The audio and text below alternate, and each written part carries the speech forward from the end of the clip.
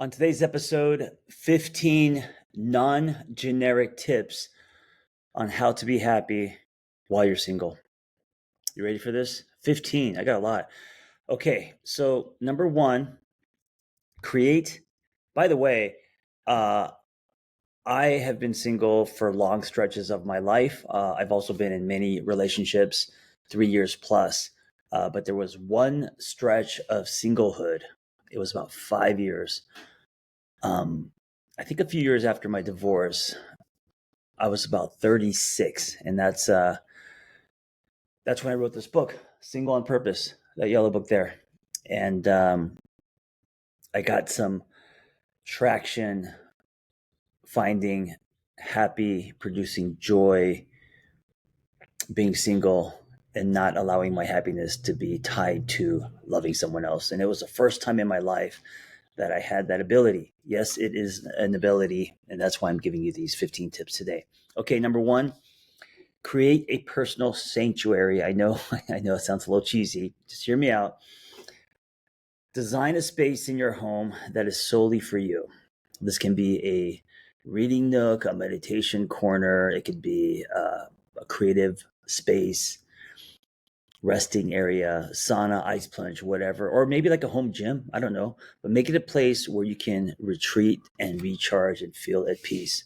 So for me, and I've had this since I was 12. When I was 12, that personal sanctuary was my bedroom playing with Legos and maybe from like age 10 to 12. And I would lose myself, lose track of time, forget to eat, just being a mad scientist creating.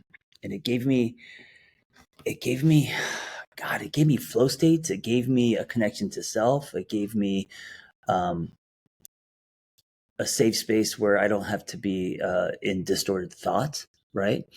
And as adults, this is no different. So let me share a quick story with you. I remember a lot of my singlehood journeys. I was renting here in Los Angeles, and I never put any effort into just home design, furnishing. It was very nondescript. IKEA furniture. I was just like, you know what? I'm not going to invest in something until I'm with someone so we could, create that living space together. And because of that, my place was just a place to sleep.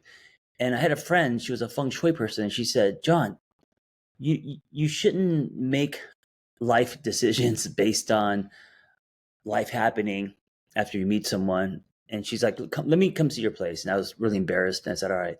So I let her in. She's like, "John, you don't have to spend a ton of money. Get some candles, get some rugs, hang some paintings up, just personalize the space so it doesn't feel like uh, breakup motel, you know, heartbreak hotel, heartbreak hotel." Because that's basically what all my spaces were, just beds that I thought were transitions until I got into a relationship. And it was a poor mindset.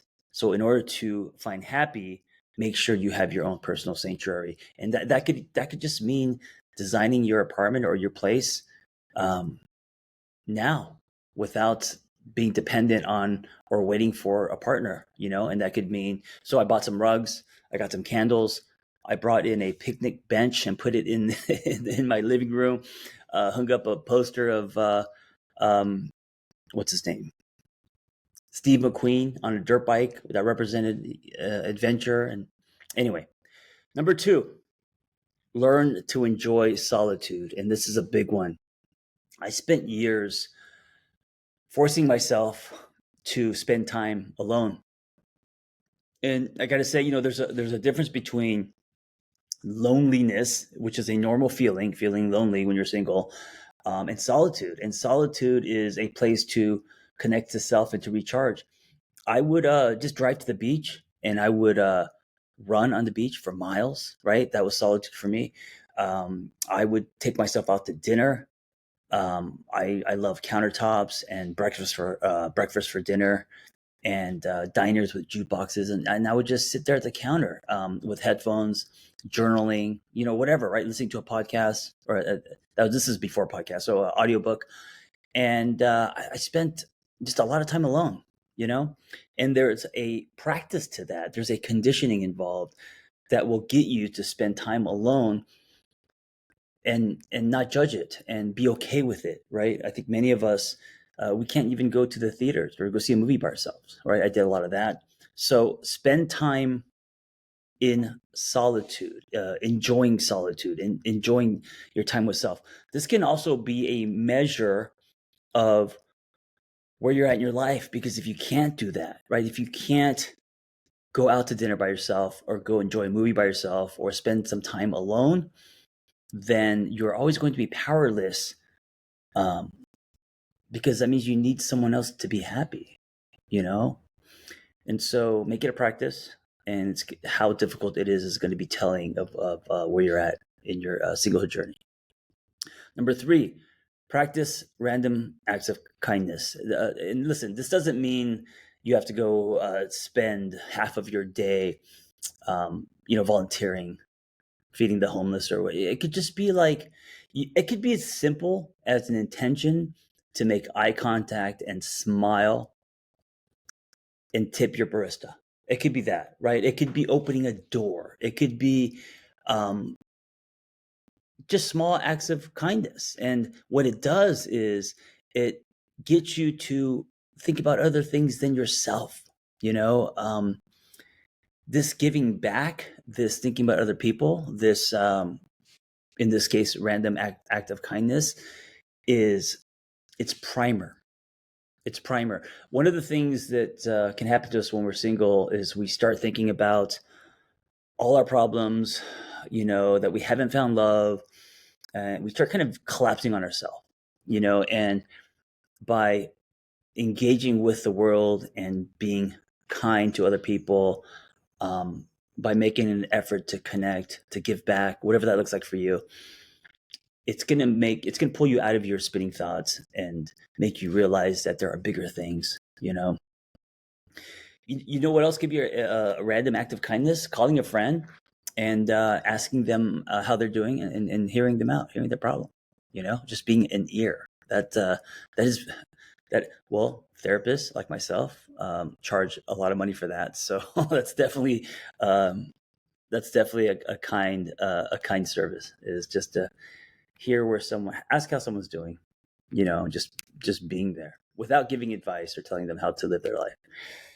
Okay, number 4, developing a daily ritual. Oh man, this is crucial. Create a daily practice that brings you joy and consistency. This could be a morning routine that includes, say, journaling or going on a walk, a hike, or a nightly skincare ritual. I know it sounds. I know it's a lot of men are going to be rolling their eyes. I'll tell you what, this is a time when you're single to do things that you don't normally do. And that's why I say something like skincare, if that's not your practice, right? A new hobby, maybe it's salsa dancing, maybe it's taking jujitsu. One of my daily rituals was having smart feet and getting to a fitness class every day or 5 days a week. And I found CrossFit, and with that came community. But functional fitness, weightlifting for me was my anchor. It was my daily ritual. I had somewhere to go, and for that hour, I'd be out of my head and I'd be working on myself. And I called it my daily sweat, and it was foundational. It was life vitamins for me. Okay, number 5, this just as important, engage in a creative project. Start a long-term creative project, like writing a book. If you've ever wanted to write a book, starting a podcast, painting a mural, building something with your hands, that I am not good at. So that wasn't my thing. And these projects can provide a deep sense of accomplishment and personal satisfaction. So for me, it was a blog on Tumblr, 2010, I believe I started it. Called it The Angry Therapist, and I started to document my journey. And it was my reunion with the part of me that I locked into a hope chest when I didn't, quote unquote, make it as a screenwriter. And I stamped failure on my forehead. So by blogging again, I reintroduced myself. I pulled out that part of me that I have disconnected with, and connected back to myself. There was a reunion in that, right? And also fell back in love with writing. Something that I put away because I thought I failed at. And this time, I wasn't writing to sell anything. I was writing for me. So I would basically journal, but I would just post it. I'd make it public, and I did that as a daily ritual, and I did that to fulfill my creative need. You know.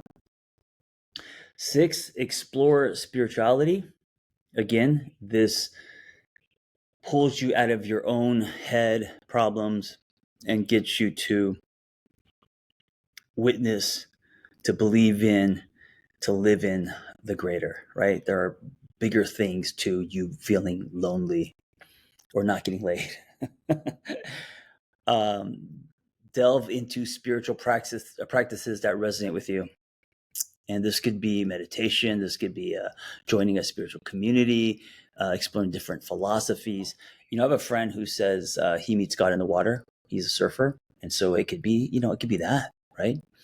I feel close to God on my motorcycle sometimes. I remember I was in Alaska and we were driving. We were on adventure bikes. I had a broken finger. So I had this red dishwashing glove because I had broken my finger like 2 days before this trip, but I wasn't going to back out. So I put a Korean dishwashing glove, a pink one, a red one on my left hand, and I was on a BMW adventure bike. Just to paint you the image, going through Denali in Alaska, and it's like hundreds of miles. And at one point, it just felt spiritual. You forget you're on a motorcycle and you're just kind of gliding down the street with ginormous mountains on either side of you. I mean, the whole scene doesn't even look real. It's very surreal, very meditative, and yeah, I found God or spirit on 2 wheels with a gas tank in between my legs. Number 7, host events or gatherings. So when I was single, my friend and I, we started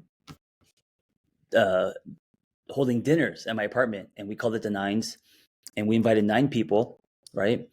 And they were all strangers. So it could have been like the Uber driver, and we wouldn't tell each other who we would invite. So like he would invite, say 5, I would invite 4. But there was 9 people that we would invite, strangers. That could be like the Uber driver, and then like a pseudo celebrity. It could be, whoever we knew. And there was something amazing about the gathering of 9 strangers breaking bread. We would also have some structure. So I would open it like I would open a therapy group with a deeper conversation. So the conversations weren't surfacey. And we did it once a month, and it was amazing. It was great. It was therapeutic.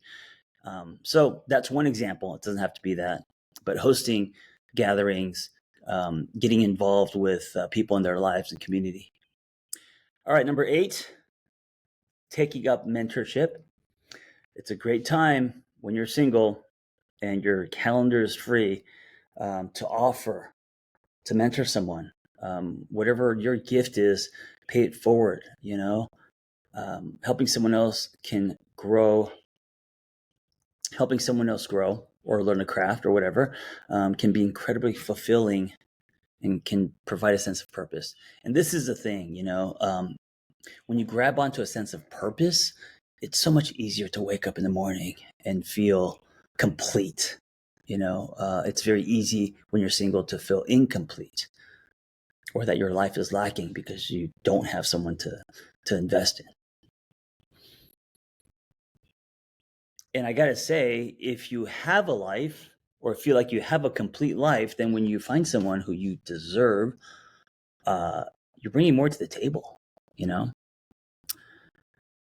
All right. Create a vision board. And listen, I'm not a big fan of vision boards, but I like the practice of visualizing, not just seeing, but walking into that vision and dropping into your body and feeling what you want for yourself. So whether that is a certain type of house, car, relationship. So don't just see it where you're, imagining a certain face or a body type. Actually, what does it feel like? What does it feel like? There's a story, I think it's in the book I'm a Badass by Jen Sincero, where she talks about She was broke. She was turning her pickle wagon in. That's my term for just a beat up car. And she walked over across the street to the Audi dealership and drove an Audi SUV, which she couldn't afford. But she remembers how it drove and how it made her feel in her body. And it drove like butter. Audis drive like butter. And the sunroof was open. And she just took in, oh, this is the feeling that I want. This is the feeling that I want to manifest. It's giving your body an imprint, you know? And I really believe in this. I really believe in not just visualizing something, but dropping into your body and feeling what you want for yourself. Because here's the thing, the truth is, when you get what you want, it may not look like what you imagined, but I always tell people you will know because how you feel, right? Me growing up in Los Angeles, my dream was always, the house in the hills, um, big glass house or Spanish style. Me waking up in the mornings in a robe, just flashing the world, cigar, coffee, maybe not cigar, definitely coffee. And that's not my life today. I'm not flashing people in a robe in the morning. I'm in a ranch style house in a place called Altadena. And growing up in LA, I knew every city, and Altadena was just a place I never thought I would ever live in. And here I am. And yes, we are kind of at the bottom of the hill, but the feeling I get when I wake up here is so aligned and so like it just feels like, oh yeah, this is what I imagined, right? The feeling, and that's how I know that I got what I wanted, you know. And of course, what we want changes, and maybe one day I'll be in a Spanish style house because that's always been one of my favorite type of houses. But this doesn't look like I imagined, but it feels like I wanted it to feel. If that makes sense. All right, number 10, write letters to your future self. Hey, if you follow me on YouTube, one of my most popular videos is me reading a letter I wrote to my future self, and it's like my most popular YouTube video. Um, anyway, periodically writing letters to your future self, reflecting on where you are now and your hopes for the future. This can be a powerful way to not only track your growth, but there's something very dimensional. And, when we start thinking about our future self or our past self, when we start like going through different times, breaking timelines and then seeing who we are going to be, or talking to who we were as we are now, like all these, breaking, kind of jumping into our time machines. There's something really interesting in that shift in perspective. You can have a lot of revelations, and there's something very therapeutic about that. All right. Well, number 11, engage in sensory activities. So I didn't know I was doing this at the time because I didn't have this information at the time. But a lot of my singlehood journey was dropping into my body and giving myself somatic experiences. For example, my motorcycle, I've had 6 now, and I bought my first bike after my divorce. And I rode that thing every day to the gym, hugging canyons in Malibu, up and down PCH, Pacific Coast Highway, long trips, short trips, just always riding the motorcycle because it made me drop into my body and feel something. It was very different than driving a car. And so that's an example of a sensory. Ice plunges are very popular now. That's sensory. Saunas, fitness, anything sensory, anything somatic, breath work, rock climbing. You define what that looks like for you, but sensory, anything that gets you to drop into your body will pull you out of your head. And I really feel like your head is the most dangerous place to be. And so as a practice, continuously, there's a fly. Speaking of sensory, there's a fly right here in my face. Um, Continuously dropping into your body and out of your head it's very therapeutic. 12, this is something I did not do because I have zero talent or interest in this. Learn to play an instrument. I would love to learn how to play the guitar. I have zero musical skills. I know this, and I think the time that it would take for me to learn, I could put towards something else that I would be better at. But look, music can be a profound emotional outlet. Learning to play an instrument not only provides a new skill, but a way to express your emotions creatively. 13, this kind of sounds obvious, but cultivate a growth mindset. Carol Dweck did research on this and found that the common thread that most successful people have is they have a growth mindset instead of a fixed mindset. So Google her, Carol Dweck, and explore growth mindset and how to do that. It's a game changer. It can definitely change your life. Focus on learning and growing in every situation, even in setbacks. View challenges as opportunities to develop new skills and resilience.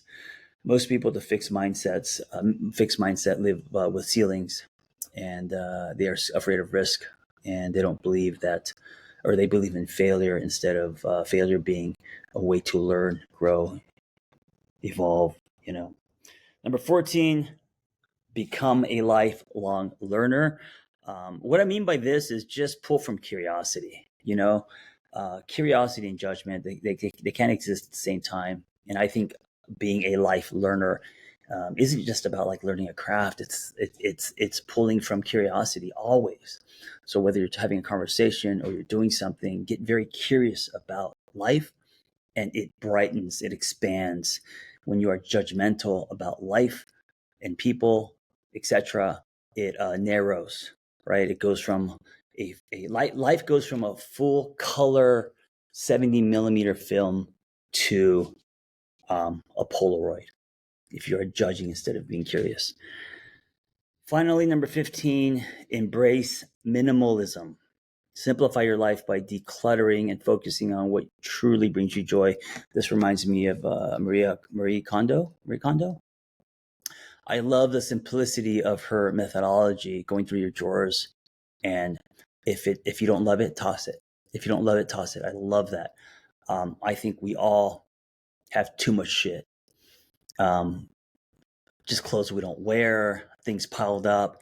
There's something very freeing, therapeutic about. There's a cleansing in just decluttering, minimizing. I'm a huge believer in this. This can lead to a more peaceful and intentional living space and mindset. So those are the 15 tips, hopefully non-generic tips, to cultivate more happy while you're single. And know that all of this and more, depending on what works for you, it's all about connecting and establishing a better relationship with self. And these are 15 ways to do that. Anyway, thank you for listening. If you haven't checked out my book, Single on Purpose, it seemed to have hit a nerve, and it's all about connecting to yourself first. You could pick that up anywhere books are sold. Be well.